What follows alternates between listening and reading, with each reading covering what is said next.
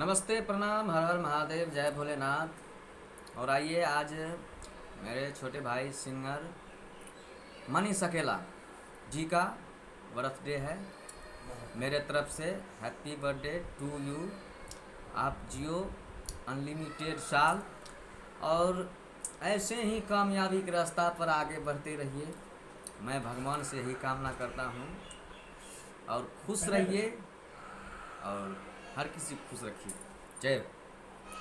नमस्कार, सादर प्रणाम आप सबों को। मैं गायक गौरव ठाकुर और आज हमारे प्यारे भाई मनीष अकेला जी का जन्मदिन है। तो भाई आपको जन्मदिन की ढेर सारी शुभकामनाएं। आप जिए लाखों साल।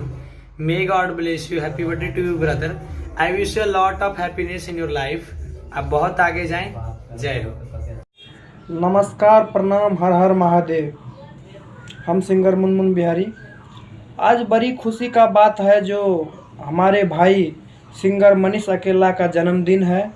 तो मनीष भाई, आपको जन्मदिन की ढेर सारी शुभकामनाएं। आप जियो अनलिमिटेड साल और आप मैथिली के लाइन में जो अपना संगीत के माध्यम से सभी को आगे बढ़ा रहे हैं और आगे अपना खुद बढ़ रहे हैं, तो मेरे भगवान से दुआ करूंगा कि आप इससे भी आगे जाएं और सभी को अपने गीत के माध्यम से सभी को मन मोह लें और सभी को आगे बढ़ाएं। जय हो मैथिली। जय प्रणाम।